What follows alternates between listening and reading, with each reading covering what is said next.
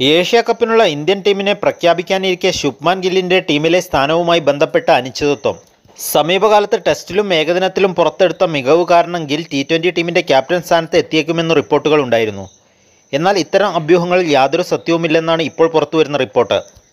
Selection committee യോഗത്തിന് ശേഷം August 19 മുംബൈയിൽ നടക്കുന്ന പത്രസമ്മേളനത്തിൽ chief selector Ajit Agarkar Asia cup ടീമിനെ പ്രഖ്യാപിക്കും. BCCIയുമായി ബന്ധപ്പെട്ട അടുത്ത വൃത്തങ്ങളെ ഉദ്ധരിച്ച് ടൈംസ് ഓഫ് ഇന്ത്യയാണ് ഇക്കാര്യം റിപ്പോർട്ട് ചെയ്തിരിക്കുന്നത്. T20 team captain Suryakumar Yadav മുംബൈയിൽ നടക്കുന്ന യോഗത്തിൽ പങ്കെടുക്കുമെന്നും റിപ്പോർട്ടിലുണ്ട്. ഇതോടെ ഗിൽ ക്യാപ്റ്റൻ സ്ഥാനത്തേക്ക് വരുമെന്ന അഭ്യൂഹങ്ങൾക്ക് വിരാമമായിരിക്കുകയാണ്. ഇനി ഗില്ലിനെ ടീമിൽ പ്ലെയറായി മാത്രം ഉൾപ്പെടുത്തുമോ എന്നാണ് എല്ലാവരും അടുത്തതായി ഉറ്റുനോക്കുന്നത്. എന്നാൽ ഗില്ലിനെ ടീമിൽ ഉൾപ്പെടുത്തുന്നതിൽ ക്യാപ്റ്റൻ സൂര്യകുമാർ യാദവിനും ടീം മാനേജ്മെന്റിനും താൽപ്പര്യമില്ലെന്നാണ് വിവരം. ഇംഗ്ലണ്ട് പരമ്പരയിൽ ഗിൽ മികച്ച ഫോമിലായിരുന്നെങ്കിലും അടുത്ത കാലത്തൊന്നും ഇന്ത്യക്കായി താരം T20 ഫോർമാറ്റിൽ കളിച്ചിട്ടില്ല. മലയാളി താരം സഞ്ജു സാംസണും അഭിഷേക് ശർമ്മയുമാണ് നിലവിൽ T20 ഓപ്പണർമാർ. ഗില്ലിനെ കൊണ്ടുവരേണ്ടി വന്നാൽ ഇവരിൽ ആർക്കെങ്കിലും സ്ഥാനം നഷ്ടമാകും. മൂന്നാം നമ്പറിൽ തിലക് വർമ്മയുമുണ്ട്. നിലവിൽ നന്നായി സെറ്റായ ഒരു ടീമിൽ മാറ്റം വരുത്തേണ്ടെന്നാണ് ടീം മാനേജ്മെന്റിന്റെ നിലപാട്. സഞ്ജു അഭിഷേക് സഖ്യത്തെ മാറ്റാൻ സെലക്ടർമാർക്കും താൽപ്പര്യമില്ലെന്നാണ് വിവരം.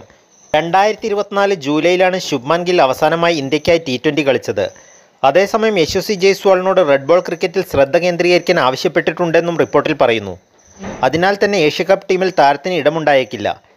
കഴിഞ്ഞ IPL മികച്ച പ്രകടനം പുറത്തെടുത്ത ശ്രേയസ് അയ്യരും ടീമിൽ ഇടം പിടിക്കാൻ സാധ്യതയില്ല.